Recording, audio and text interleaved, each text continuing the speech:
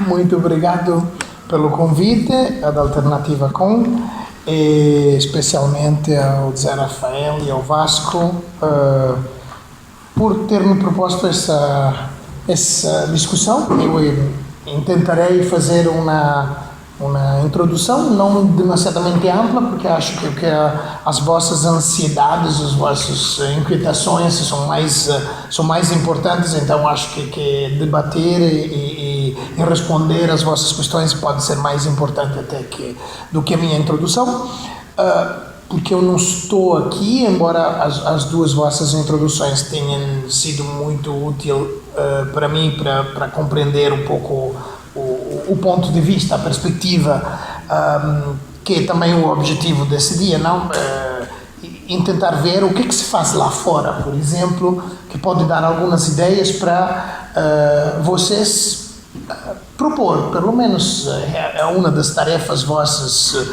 Não sabem quanta força tem para que isso avance, mas seguramente podem ter um papel importante em propor modificações, dado que parece que a última modificação do regulamento seja totalmente teórica, não? E se vai começar um processo realmente 5 anos depois, a última modificação do regulamento, pode ser que valga a pena que o regulamento seja revisto, porque o mundo evolve e a própria família dos orçamentos participativos, que não se pode falar de um processo, mas de uma família de diferentes processos que tem como denominador comum o facto de partilhar em formas diferentes um diálogo com os cidadãos sobre questões econômicos financeiras relativamente ao território e aos lugares onde vivem.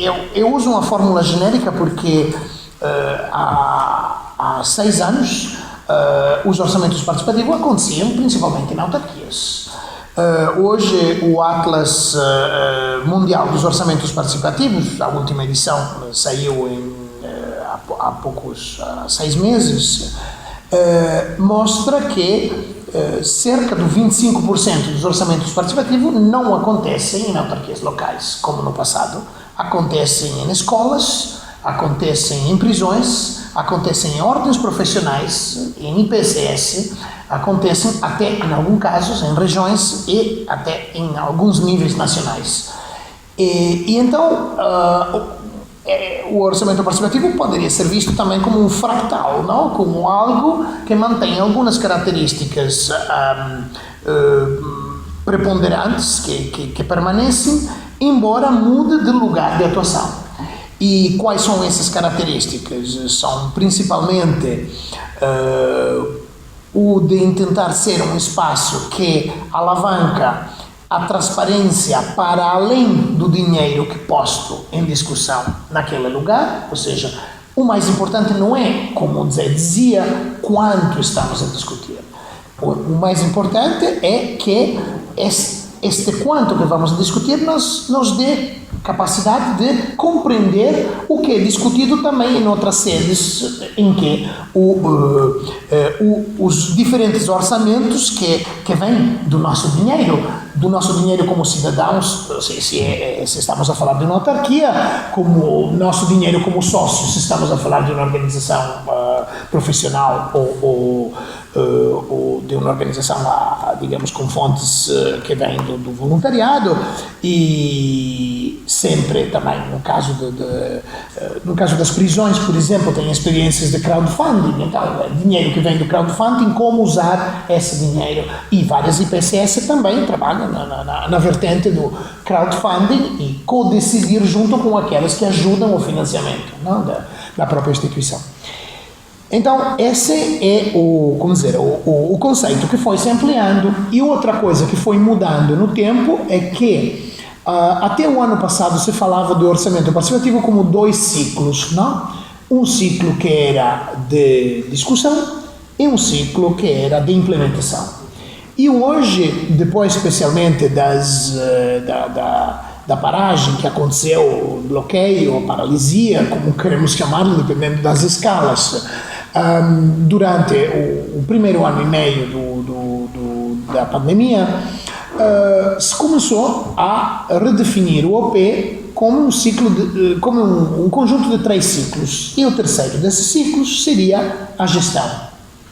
E hoje, a gestão, que quer dizer a manutenção, que quer dizer monitoramento, que quer dizer avaliação do próprio instrumento e não só das coisas feitas com o instrumento, torna-se um elemento muito importante na reestruturação de alguns OP. Por exemplo, eu ontem tive a oportunidade de ter um debate com o presidente da Câmara de Bolonha sobre o novo modelo do OP que vai partir esse ano, e vai partir esse ano em outubro. Então a primeira coisa que pensamos, é muita pressa, porque em novembro tem que aprovar o orçamento. Isso é um dos modelos possíveis.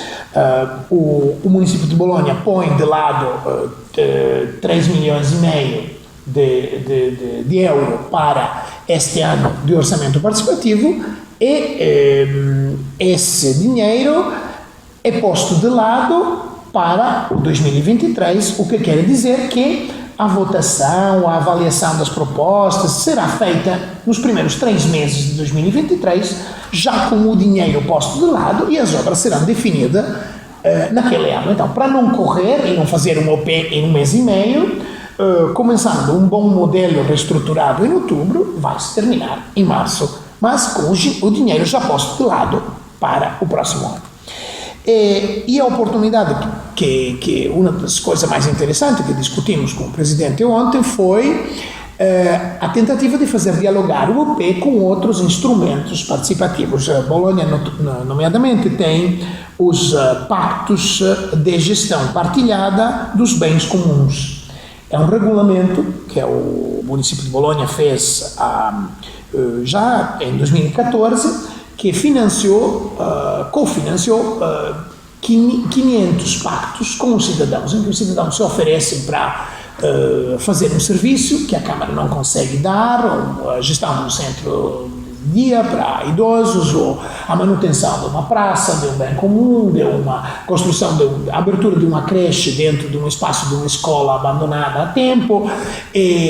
E estes pactos eram muito lentos antes. Isso sempre acontecia, sempre acontece, que os cidadãos proponham alguma coisa e proponham energia para fazê-la. Não, temos voluntariado que garante um certo número de horas, temos fundos que podemos acrescentar àqueles dos municípios, mas o acordo nunca chega, porque a lenteza dos departamentos jurídicos é enorme, e quando chegava o acordo escrito, não tinha mais energia social, já tinha desaparecido. 6, 8 meses depois, a pessoa já não quer mais fazer. Então, esse regulamento, que foi escrito de forma participativa, e hoje tem 234 cidades em Itália, que fazem parte de uma rede que tem regulamentos parecidos, incluindo muitas grandes capitais das regiões italianas, faz com que, dentro desse regulamento, tenha também uma série de anexos, que são modelos de pactos para a gestão partilhada de coisas com os cidadãos, e estes modelos de pacto estão lá já prontos. Em 10 dias, 15 dias, se pode formalizar o pacto e começar, quando as energias sociais estão ainda todas lá. Então, agora vai-se criar uma relação direta este ano entre o orçamento participativo e o pacto, ou seja, se os cidadãos propõem uma proposta do OP e um pacto ligado a essa, eles têm um coeficiente de 1,3 de possibilidade de ganhar a mais. Ou seja, quer dizer que os votos deles são multiplicados. Por quê? Pelo reconhecimento que o dinheiro que se vai poupar em manutenção daquela iniciativa, daquele serviço, daquela obra pública, vai ser reinvestido em investimentos que entram no jogo do orçamento participativo. Então, o que se poupa, de um lado, graças ao ativismo do cidadão, é reinvestido no orçamento participativo. Então, essa ideia desses 3 ciclos, e o último ciclo pesa no primeiro, porque na medida em que os cidadãos ajudam a manter e implementar coisas e a reduzir o vandalismo e tal, esse dinheiro vai acrescentar, e o orçamento participativo de Bolonha vai crescer a cada ano. A regra é que a cada um dos próximos anos o OP vai crescer, reconhecendo que cada vez o envolvimento do cidadão é um valor para a democracia bolonhesa. Este elemento é importante porque nos mostra que estamos num caminho que está a mudar muitas coisas no olhar. E era isto que eu queria propor-vos quando pensei como é que vou enfrentar o tema. Decidimos de não preparar um PowerPoint, era muito acadêmico, eu preferia um diálogo assim. E, bom, a ideia é assim. Tentamos ver o que é que acontece em vários lugares em termos de refundação do olhar sobre o orçamento participativo. Sem romantizarmos, já sabemos que ele tem potenciais muito amplos e muitos desses potenciais são inexpressos, não são transformados em realidade, mas tem potenciais em muitas coisas, na transparência, não? Para jogar transparência para além daquele dinheirinho que é discutido, tem potenciais de justiça distributiva, o tema das freguesias que vocês punham, é justo dar a cada freguesia o mesmo dinheiro, ou tem fatores que podem ajudar a ter uma distribuição mais equitativa e tal. Mas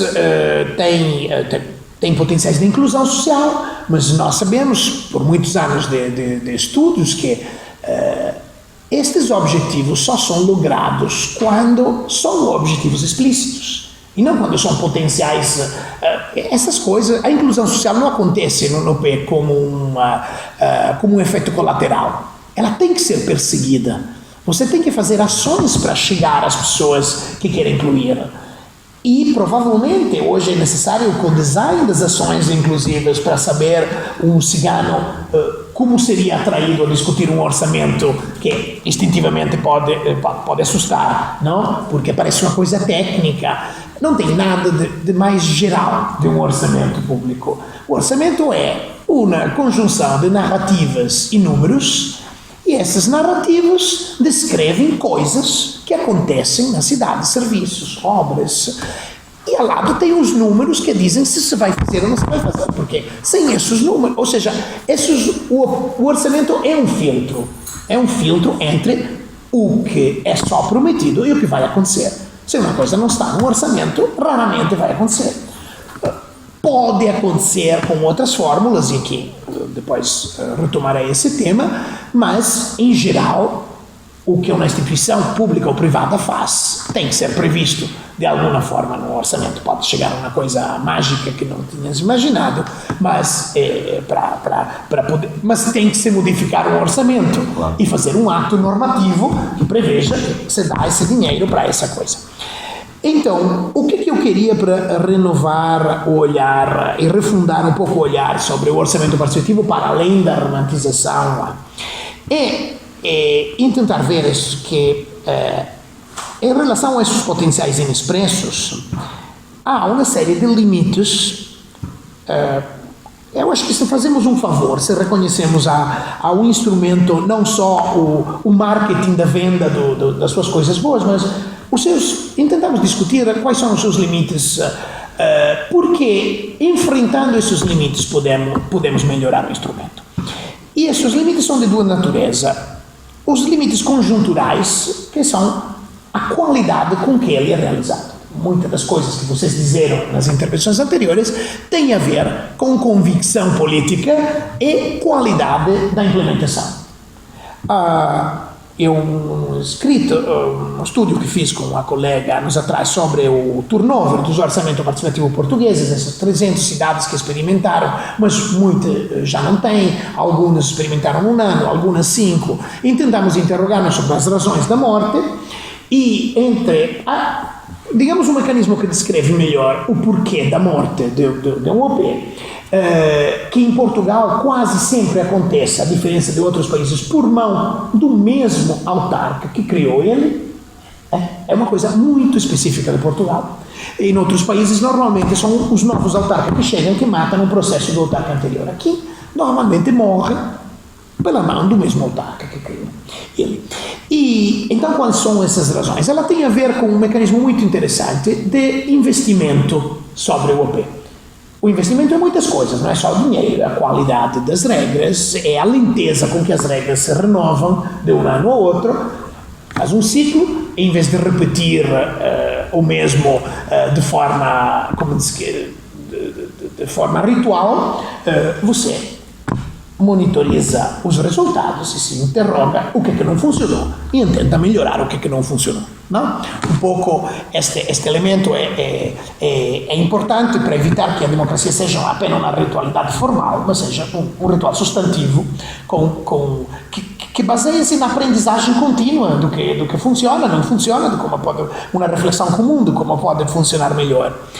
E então, o desinvestimento sempre traz a morte, pode ser uma morte súbita ou uma morte lenta. O investimento crescente sempre consolida o processo.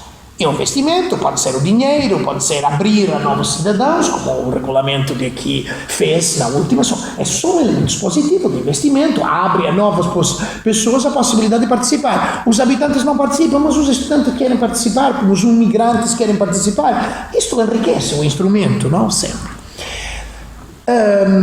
Então, o conjuntural, os limites conjuntural têm a ver com a qualidade com que se faz uma coisa. Se faz bem, se faz mal, se reduz em inglês diria scope, a abrangência, não? O potencial do que se faz, ou se aumenta.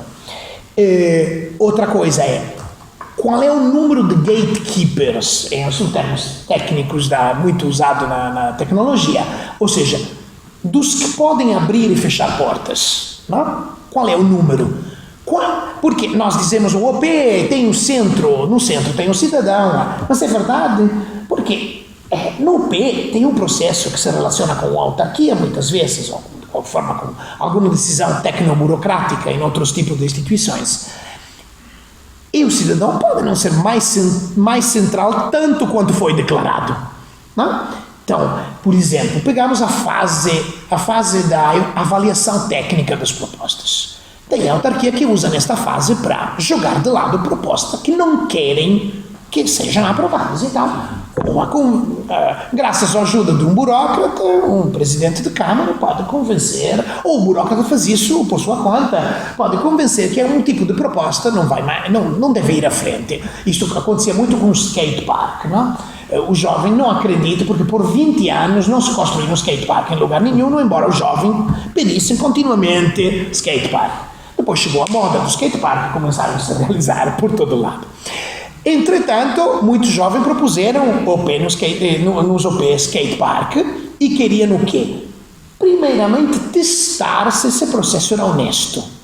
Ou seja, se no final ele teria o direito de ir à votação de um skate park ou não.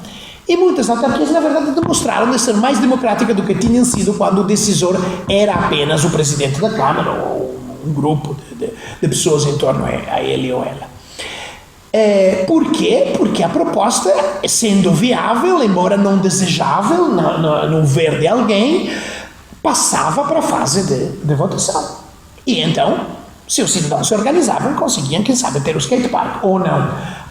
Depois, a fase sucessiva é o skate park se realiza ou não se realiza. Não, em Cascais, quando se votou e se aprovou o Parque das Gerações, que é um skate park muito complexo, que tem até concursos mundiais e tal, hoje em dia é uma instituição cidadã, digamos. Quando se aprovou, os jovens disseram que isto nunca vai acontecer. Então, pediram que fossem postas câmaras ligadas ao Facebook, cada dia mandavam um time-lapse das obras, para ver como é que ela evoluía. Sim, evoluiu. E claro que eles conseguiram dar-se conta que estava acontecendo. Aquele skatepark estava a ser construído verdadeiramente. Até que o último dia, antes da própria inauguração oficial, eles auto-inauguraram o skatepark. Eles sentiram essa coisa tão deles que decidiram fazer uma inauguração própria antes que a autarca pusesse as mãos na inauguração. Eu acho que é um conto que diz muito sobre a capacidade de apropriação que pode acontecer num processo desse tipo. Então, estamos claros, os limites conjunturais são relativos a qualidades, com que se faz ou não se faz uma coisa. Mas depois tem os limites estruturais, que são próprios do instrumento. Então, vamos a ver quais são os limites estruturais. Eu diria que tem 3 principais. Primeiro, o OP trata de despesas e não trata de receitas. Não? Este é um limite, porque ele fica refém de quanto dinheiro é posto à disposição das coisas que se querem fazer. O segundo é que o OP não propõe em si uma visão articulada da cidade, dos seus valores. Queremos uma cidade para todos, queremos uma cidade acolhedora para os migrantes, queremos uma cidade frequentável para os jovens, os idosos, os portadores de problemas motórios ou visuais e tal. Então, a questão era que cidade queremos não se discute muito no OP, porque se discute de obras que vão aqui, que vão aí, depois tem os sindicatos de voto, sempre nas IPCS, nas freguesias, nos grupos sociais, todos temos sindicatos de votos em torno da ideia que amamos, não? E então, falta esta visão. O OP não tem visão, o OP propõe uma justa posição de coisas. Terceiro elemento é o cariz competitivo do OP. O OP é atrativo porque gamifica, se diz, não, torna um pouco um jogo também. É parte do jogo democrático e tem uma componente de jogo que é uma componente de competição. Votar, conseguir, se me organizo bem, consigo uma coisa, um skatepark que 20 anos que não consigo ter. Então, esse elemento é um elemento atrativo e faz parte. Estes elementos, claramente, o conjunto dos limites conjunturais e estruturais podem tornar os OP frágeis, por exemplo, podem tornar os OP muito dependentes dos resultados. A participação é função dos resultados. Se os resultados não estão, se em 3 anos não se consegue fazer uma obrinha pequenina de 100 mil euros do OP, as pessoas começam a dizer, por que tenho que gastar tempo para ir no próximo OP? E pronto. E uma maneira de matar o OP é também não dar-lhe resultado atempados. Não? Atempados no ver dos cidadãos. O cidadão tem um limite de tempo. 10 anos não é um tempo para realizar uma obra de 100 mil euros. Não, então, eu posso ter uma visão. Então, organizar um OP quer dizer também ter noção do que esperam os participantes, não? Então, não fazer um OP que é só função da organização madre, que se responsabiliza do OP, ou seja, da autarquia, por exemplo, nesse caso, mas que também recolha um pouco as ansiedades e os desejos, as expectativas dos cidadãos. E, em torno a isso, construir um pouco de coisas. Por exemplo, vários OP hoje em Portugal têm uma chamada Greenway, ele chama Via Verde, como nas autopistas, para os projetos que vêm da participação, não só do OP, de outros processos participativos. Esses projetos acabam sempre no topo da pilha dos burocratas, para evitar. Por quê? Porque os processos normais, se sabe que tem burocracia, ninguém se espera grande coisa em termos de prazos. Mas os projetos dos processos participativos acrescentam uma ansiedade, um desejo, um entusiasmo, emoções, e frente a isso é totalmente estúpido criar um sistema novo, que não é obrigatório por lei, que nós estamos a criar para dar uma satisfação aos cidadãos e matá-lo não fazendo as coisas. E não fazendo-la num tempo que é o tempo que o cidadão sente que é razoável para aquilo acontecer. Então, pronto, se eu crio algo novo e faço um esforço para criar algo novo, vou criando expectativas, vou ter que criar algo que responda às expectativas em tempos civilizados. Um autarca dominicano tem-me dado uma regra que eu uso muito para todas as políticas públicas, mas para a participação vale ainda mais, que é: a satisfação é maior ou igual aos resultados menos as expectativas. E nós, em todos os processos de políticas, e ainda mais nos participativos, temos que gerir expectativas que criamos anunciando o processo. Expectativa que o cidadão seja no centro. Então, se é o burocrata que é no centro e passa todo o tempo a encontrar razões para vetar um projeto, isso não funciona. Então, quase todos os OP hoje de Portugal já não têm uma avaliação técnica do tipo passado chumbado. Quando há problemas na possível implementação daquela proposta, se chama o proponente, que pode vir com um grupinho de pessoas consigo, e se discute, se diz qual é. Esse é um momento de aprendizagem enorme. No processo é o momento melhor do processo. Os funcionários são lá, se reúnem, discutem com o cidadão: olha, esse problema jurídico, tem um problema financeiro, tem um problema legal, sobre a área, não sei o quê. Vão se reformulando as propostas. com o objetivo declarado que todas as propostas possam, de alguma forma, chegar ao momento do voto, a poder ser votada, não intentando eliminar propostas. E tentar que vai no voto quer dizer que não tem que ir demais propostas, porque o cidadão não vai ler 250 propostas online, como acontece em Lisboa, que não fazem no final. Não? Então escolhem random as coisas que estão perto da sua área, a coisa proposta da sua mãe.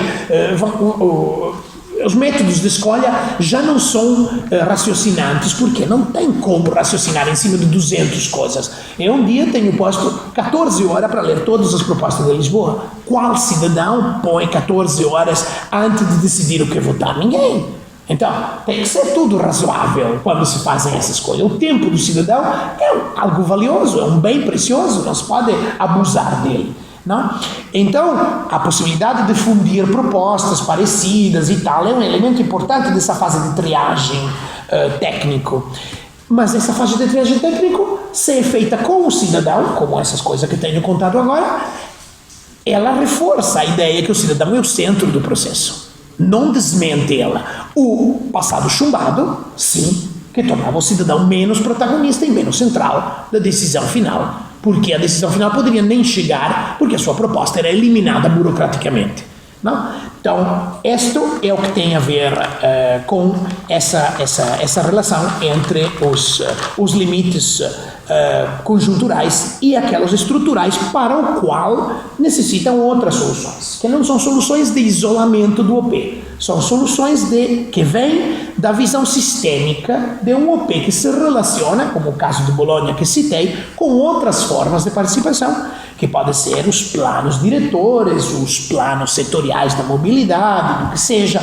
São planos com um pouco mais de abrangência, de alcance, onde se pode discutir de que visão de território queremos nessa cidade X ou Y. Eu recentemente tive a oportunidade de escrever para as Nações Unidas uma guia sobre como transformar o orçamento participativo num game changer, ou seja, num agente de mudança, não?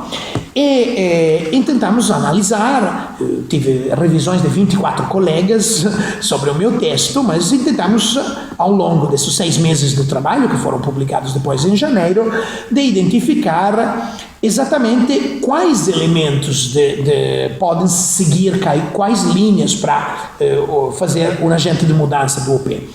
E, relativamente à questão de falar só de despesas, podemos começar a trabalhar a ideia que a riqueza de um território não é apenas o seu orçamento. E muitas vezes são exatamente as formas extra-orçamentárias de riqueza que os autarcas não querem partilhar. Porque são aqueles lugares de poder onde você pode contratar com uma empresa, não? A construção de uma área residencial, uma velha fábrica e obter alguns benefícios para o território.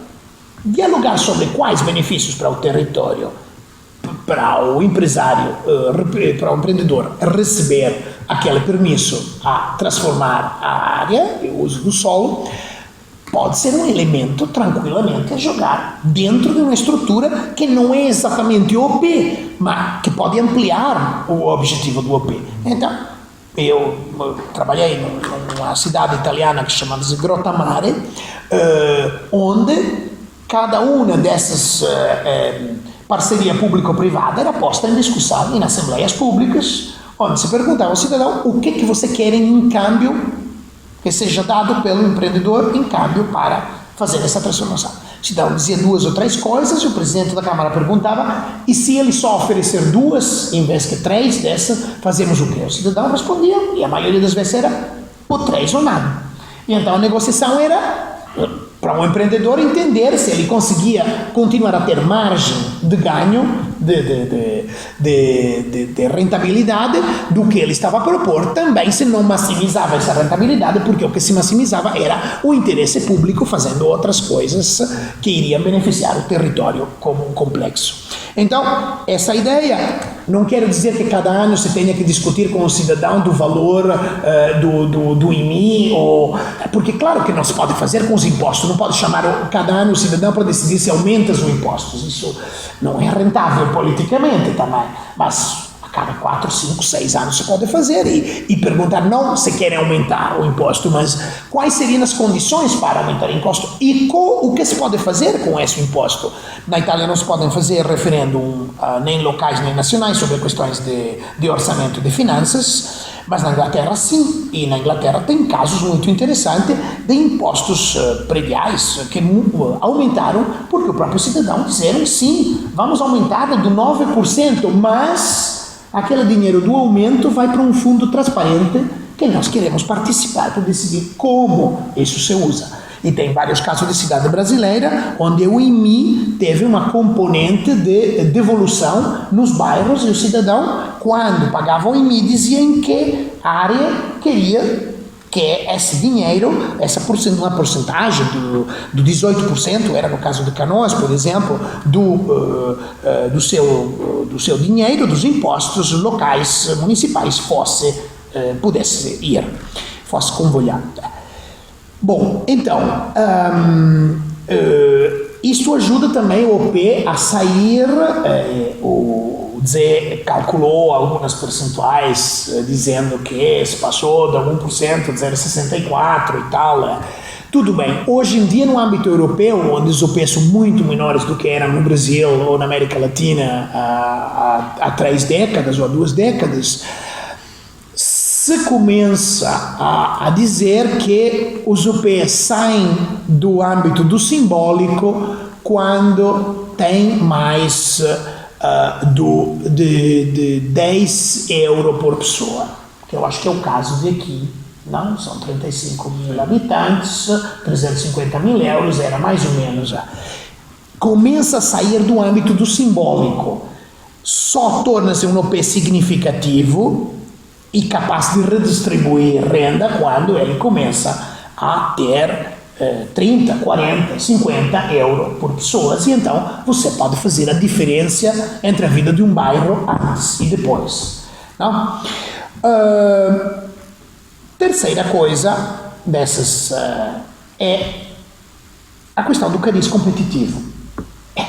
O cariz competitivo, por quanto seja um elemento divertido e atrativo, além de um certo ponto, determina a desmobilização de todos os que acham que são pequeninos, que não têm capacidade de juntar vozes, ou seja, numa freguesia X, as vilas ou aldeias mais remotas, que têm 30, 40 habitantes, é inútil fazer propostas, porque tanto no resto da freguesia são 4.000 pessoas, eles vão votar para as suas coisas, ou seja, tu não entra nem no jogo democrático, porque à partida achas que vai perder, porque as regras são regras de maioria e minoria, como na democracia representativa. Isso não pode ser. A democracia participativa deveria ter regras um pouco diferentes, não pode ser imitativa, não pode ser mimética da democracia representativa. Então, tem 2 coisas que não pode fazer: falar de representação em vez que de diversidade de participantes e de ideias, e não pode falar de vencedores e vencidos, não pode falar de maiorias e minorias, tem que falar de cooperação, de colaboração. E para fazer isso, uma das coisas mais importantes é refletir sobre os critérios de voto. Claro, tem um critério a mais que ouvimos falar antes, como se pode tratar a questão do tamanho e das necessidades diferenciadas de uma freguesia. Tem métodos até muito complexos. Na cidade de Belo Horizonte, por exemplo, se construiu um índice chamado Índice de Qualidade de Vida Urbana, que juntava 52 parâmetros locais. Alguns tinham a ver com a riqueza das pessoas num determinado território, das famílias, o número de filhos, o número de pessoas que tinham a universidade feita, ou cursos superiores e tal. E outros tinham a ver com os investimentos públicos naquela área nos últimos 10 anos, por exemplo. Se um território não tinha nunca tido investimentos públicos nos últimos anos, ou tinha tido uma percentagem muito baixa, o IQVU era mais baixo E existia uma proporcionalidade inversa entre o dinheiro distribuído pelo UP e o nível de índice de qualidade de vida. Então, as áreas com menos investimentos e com mais pobreza recebiam percentualmente mais do que as outras áreas. Naturalmente, também o número de habitantes, o tamanho de um território era importante, porque o tamanho de um território quer dizer estradas para chegar de um lugar a outro, número de aldeias separadas, isoladas, quer dizer... Ou seja, são todos elementos importantes. Um risco que há em utilizar esses elementos, é um risco claro, é um risco de fazer com que, se eu ponho muitos critérios técnicos dentro de uma divisão, eu desmotivo os participantes também, porque parece que aquilo seja toda uma decisão tecnoburocrática e já o meu voto, o que eu desejo, não conta nada mais. Então, esses elementos podem ser usados para discutir numa reunião pública, por exemplo, mostrar um mapa com as diferenças das freguesias nesse sentido. Pode ser um elemento de conscientização, mas eu acho que só numa fase madura de um processo participativo esses elementos podem ser usados para distribuir renda, porque podem ser considerados um pouco desmotivantes por alguns. Mas um elemento que pode ser usado motivante é a questão dos métodos de votos. O método de voto são tantos, e eu tenho experimentado vários na minha vida. Não é primeiro, o método de voto mais errado que se pode fazer é dar a possibilidade à pessoa de votar uma prioridade. Cada um vai votar aquela mais próxima dele. Aquela proposta por mim, aquela proposta pela minha família, por um amigo, no meu território, pelo meu presidente de freguesia. E ali nem as pessoas vão a ler praticamente o que tem, porque já alguém ligou para ele para dizer vota isto, outro, e toda a pedagogia do processo de ler, comparar propostas, isso vai para o lugar onde o Judas perdeu as botas. E pronto. Então, mas existe o voto pesado, por exemplo. Dar a uma pessoa 3 votos, já dar 3 votos é importante. 3 votos podem ser um voto de 5, um voto vale 3, um voto vale 1. Quando eu experimentei isso, por exemplo, nos orçamentos participativos escolares de algumas cidades do norte de Portugal, eu reparei sempre que tinha uma coisa que se repetia. O primeiro voto, os dos 5, ia para coisas que mais ou menos eram da família, não? Área, família verdadeira, amigos, de quem votava. O segundo já era negociado. Olha, eu voto para ti, tu votas para mim, vamos a fazer um pacto Essas alianças são um elemento democrático, não parte. Então, é interessante, eles obrigam a falar, a ter contraditórios, negociações. Então, é uma parte da democracia.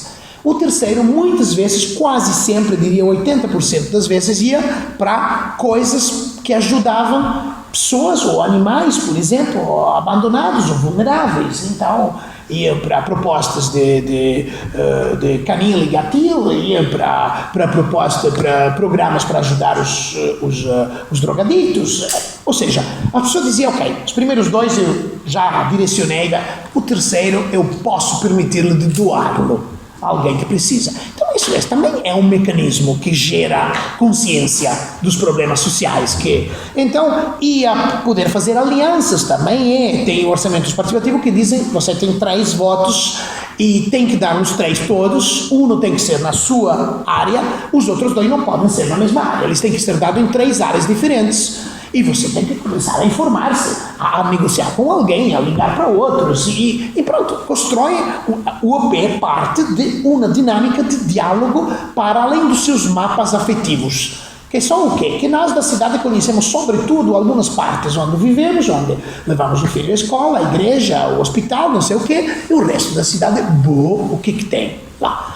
Em vez de começava, e esses métodos podem ser aproveitados, por exemplo, muitas cidades criam a passeada de bairro antes da votação, então vão conhecendo áreas que não conhecem. Eu digo, mas sabe que realmente aquela proposta que lá fizeram era importante para aquele grupo lá, porque eles não sobrevivem quando tem lama e chuva, aquela zona desaba e eles não conseguem chegar ali. Então você começa a se dar conta dos problemas dos outros. Há outros lugares que usam jogos de formação, por exemplo, e os jogos ajudam muito a entrar na vida dos outros, também ajudam a combater os próprios preconceitos que nós temos e tal. Pronto. O que temos que saber depois é que é importantíssimo para, limitar esses problemas conjunturais e também estruturais a possibilidade de um segmento coletivo que se transforma em co-design na reformulação anual dos regulamentos. Por exemplo, em Portugal se usa muito a Carta dos Valores, que diz que é um produto coletivo, muitas vezes é um produto coletivo, onde se diz o que o OP tem que respeitar, quais são os seus valores de base, e depois estruturas mais flexíveis, atas públicas mais flexíveis para aprovar anualmente um autorregulamento que depois é emendado depois de um processo de diálogo com os próprios participantes para saber o que funcionou, o que não funcionou e tal. E termino dizendo isso, então, hoje temos muitos mitos democráticos que afetam o resultado de muitos OP. Por exemplo, há um mito do sorteio, e é verdade que o sorteio de algumas pessoas, em algumas fases do OP, pode ajudar a ter participantes que não sabiam nada do OP, que porque são sorteados e recebem, não sei, um pequeno vale, comida, transporte, não sei o quê, decidem de vir, e era gente que não se teria ativada sem uma determinada, esse sorteio, digamos, aleatório. Existe muito essa coisa. Ela deve ser usada para acrescentar. No momento em que o sorteio torna-se uma ideologia, existem já casos em alguns países estrangeiros de OP por sorteio. Você sorteia uma comissão de cidadãos que podem dizer algo sobre. O sorteio poderia ser bom para o orçamento em geral, para dizer algo sobre o orçamento em geral. Recentemente em Lisboa foi feito o chamado Conselho de Cidadãos, que são 50 cidadãos sorteados numa lista de autocandidaturas, claramente dentro do território lisboeta. A lista de candidaturas foi preferida, porque senão para sortearmos iriam sortear cidadãos residentes. E Lisboa tem 53% de pessoas cada dia que não são residentes e que estão na cidade. São estudantes, são trabalhadores e são jovens que jogam. Então, seria importante para manter essa coisa. E a lista foi feita de autocandidatura, que também limita as pessoas e tal. Por outro lado, a quem já sabe da existência do projeto se candidata e tal. Outro mito são a rotação. E aqui temos um exemplo, é a rotação do ciclo do OP anual. Imaginem 4 anos de OP, você, nesse sentido, vai ter 2 anos de OP e 2 anos de apoio às associações, não? É suficiente cada 2 anos para criar uma instituição que as pessoas reconheçam, que seja entendida como realmente um pedaço da autarquia? Eu estou convencido que não. Em muitos países, o debate sobre a bienalização do OP, que era um ano discutimos e um ano construímos, também foi muito duro, porque se dizia, o OP deveria desafiar a autarquia a ser melhor, não dizer, nós somos lentos, então não vale a pena de fazer um ciclo de discussão todos os anos, um ano fazemos o que temos discutido o ano passado. Depois nem fazia naquele ano, se ia ao 3º ano, porque muitas vezes os projetos são complexos e tal. Então, como sabem, essas são todas jogadas que podem...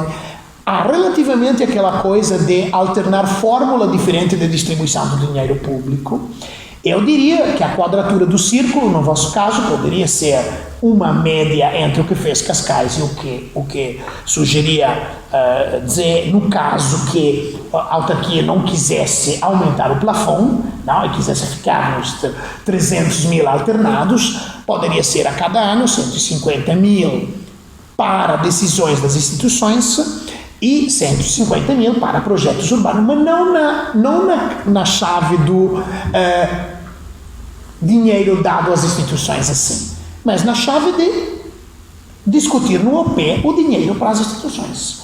Cascais, depois de 10 anos, que se dava conta que a maioria das primeiras posições das obras ganhadoras do OP eram produtos úteis às instituições locais, a IPCS e tal, decidiu, o ano passado, de separar 2 linhas do OP.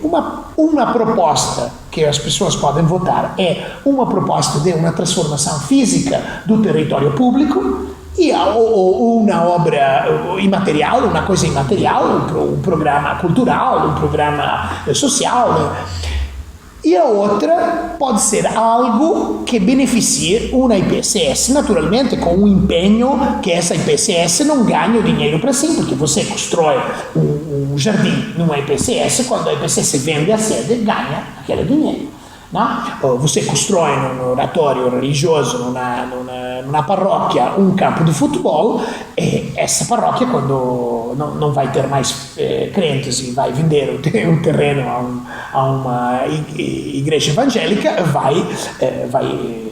vai ganhar algo, uma mais-valia que é dada por uma obra pública. Então, a ideia é que se comprem coisas que podem beneficiar todos, por exemplo, carrinhos de bombeiros, de ambulâncias, carrinhos para associações desportivas que justificam que alguns dos seus membros não conseguem chegar a jogar futebol porque o problema é que algumas famílias não têm carro e não podem ir a levar os filhos até o jogo de futebol do domingo, não sei o quê. Então, esse reconhecimento transformou-se numa fórmula, mas essa fórmula tem algo de interessante, é que de qualquer forma há um espaço público que dinamiza um diálogo cidadão, onde as pessoas têm que propor, têm que ganhar-se. No Japão, muitos OPs são assim. São dinheiro público dado para organizações sociais, as quais têm que fazer propostas e ganhar-se a confiança e ganhar-se, aquele dinheiro num espaço de justificação e motivação do que querem fazer e de por que isso vale a pena mais para aquele território do que uma outra coisa proposta por um outro. Essa eu diria que são aquelas coisas que é importante. A rotação é uma daquelas coisas, a rotação dos participantes, por exemplo, tem muitas cidades do sul do mundo que são mais pobres que dizem, ok, o primeiro ano fazemos o OP em 3 bairros, o segundo em outro 3, o terceiro em outros 3, ao quarto ano completamos Então, todos os bairros podem participar um ano e depois por 3 anos não podem participar, só o quarto é que voltam a participar. Essa coisa é muito negativa, porque o que se perde é o mesmo que acontece com o sorteio, se perde a continuidade da acumulação daquela, podemos chamar, o capital social.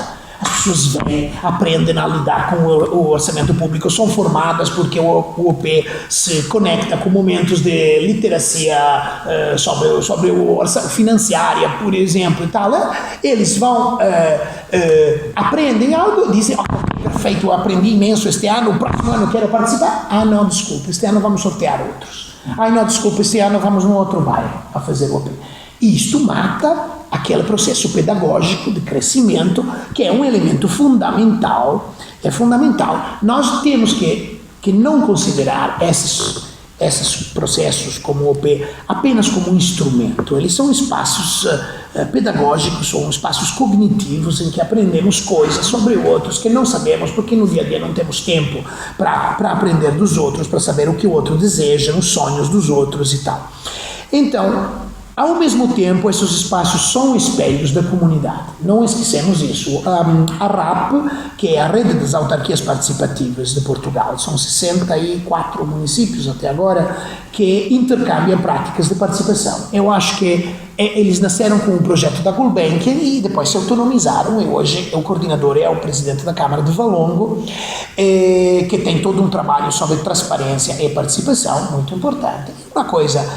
Eu até pensei, será que esse grupo consegue se inscrever na rede das autarquias participativas? Eu pensei, não, acho que a rede é feita para instituições, ou seja, a adesão é feita por uma Câmara ou por um Conselho Municipal, por uma Assembleia Municipal, não sei bem.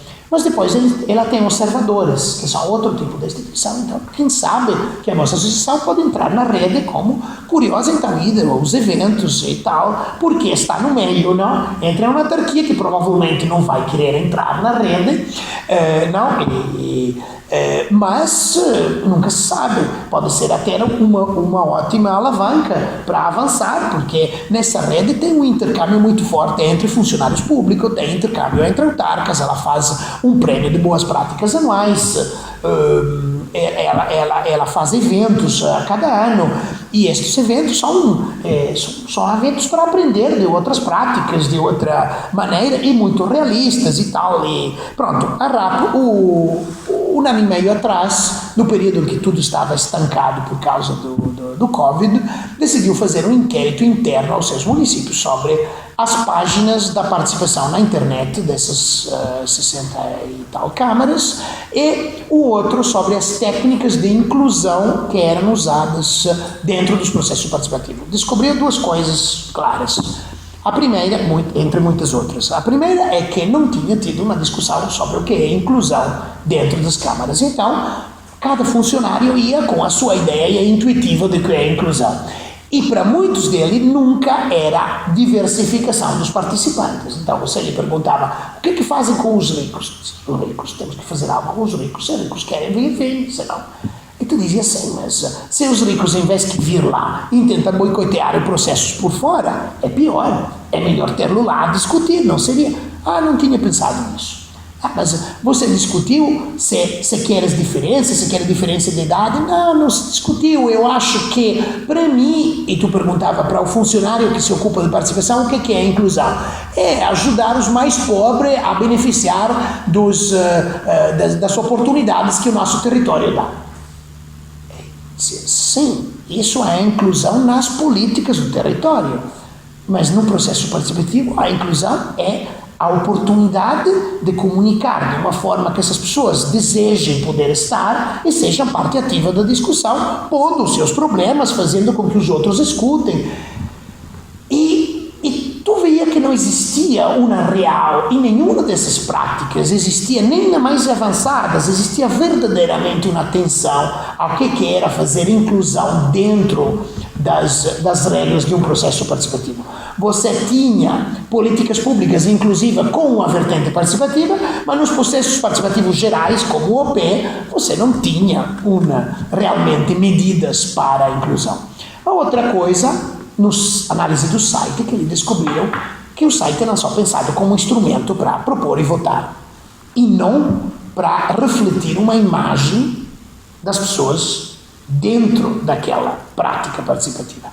Então, as fotos eram sempre fotos. Na maioria dos casos, as fotos eram pegadas do banco de dados, banco de imagens, e então um território cheio de afrodescendentes tinha todos esses suequinhos loiros com olhos azuis, e parecia que o território era tudo feito dessa gente.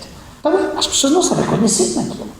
Muitos OP hoje usam a imagem do vencedor do ano anterior para fazer os cartazes para promover o OP do próximo ano. Que gente conhecida, caras comuns estejam lá. E para os portadores de dificuldades motórias ou visuais, 95% do site não tinha nada. Você perguntava, você tem um instrumento para ampliar os caracteres da escrita? Não. Você tem um instrumento para ler oralmente, vocalmente o que está escrito? Não. Você tem ata em forma oral? Não. Você tem ata disponível na câmara em braille? Não. Sempre a resposta era não. E por que não fizeste um esforço para ter isso? Mas porque as pessoas com dificuldades visuais ou auditivas, elas já têm os seus instrumentos nos seus computadores. Mas isso é outra coisa. Isso é se tu queres um instrumental. Mas tu tens que dizer que aquele processo é para eles também. E se tu não pões esses elementos no site, a comunidade não se reconhece. Muitos membros da comunidade acham que aquilo não é para eles. E vão embora. E a linguagem toda masculina, 85% dos municípios tinham uma comissão de igualdade de gênero e não tinham ido a ler os textos da página do OP ou do plano diretor participativo, e era tudo masculino para homens. Então, o problema é essa falta de consequências, essa falta de se falar. Bom, sabe como terminou esse inquérito? Produzir um jogo que foi apresentado no público, à televisão, há algumas semanas, que chama-se Quem Participa. É um jogo de cartas, onde tem personagens, e os funcionários públicos, antes de montar o processo participativo, agora fazem esse jogo de carta, começam a tentar de entrar em algumas dessas personagens e a pensar o que deveriam fazer. E sendo que muitas vezes não tem fantasia suficiente para saber o que fazer para essa coisa, o que fazem é co-design. Começam a falar com esse tipo de pessoas e a perguntar o que te levaria a participar desse processo, não? Se quiséssemos a tua presença ativa dentro. Isto muda um pouco tudo a maneira com que as instituições se comportam em relação ao cidadão. Bom, era isso para dizer. São culturas, Em Estados Unidos isso não teria nunca passado no website. Por quê? Porque os Estados Unidos tem essa mania do equity audit, não? Tem audiência sobre equidade. Então, uma ONG que trabalha com ex-prisioneiros vai ter uma equity analysis, audit, de uma empresa especializada que vai lhe dizer, querida, tu faz tantos trabalhos simpáticos lá fora, mas dentro tu tens só homens brancos que ganham o teu dinheiro e não tem mulher, tu é afrodescendente, não tem. E os famosos ex-prisioneiros estão onde? Na tua direção. Ok, tu empregas depois no catering essas pessoas, mas a tua direção é toda feita de pessoas que têm a ficha completamente limpa.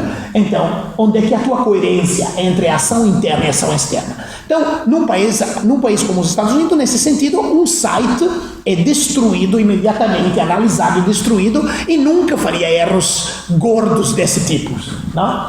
Pronto, é para dizer, temos que olhar as coisas nos contextos em questão. Óbvio, eu sei perfeitamente, porque tenho trabalhado em municípios muito mais pequenos do que vocês, de 3.000, 2.000 habitantes, e sei que às vezes fazer participação nesses lugares é uma tragédia verdadeira.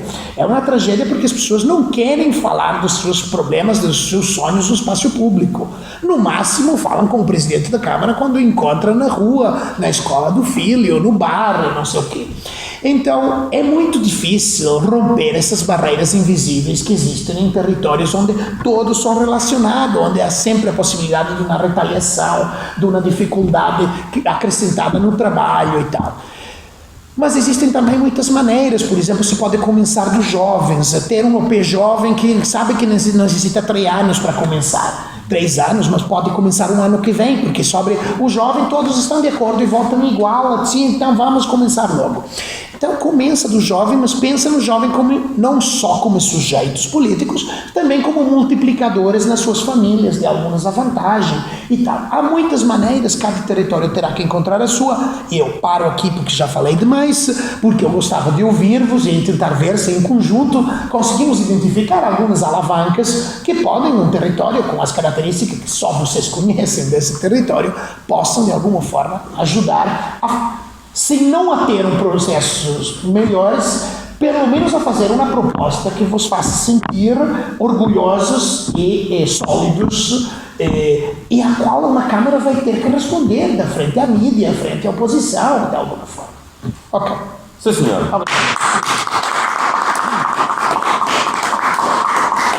Belo, depois de 2 anos e meio de 2D, de ouvir aplausos nos eventos.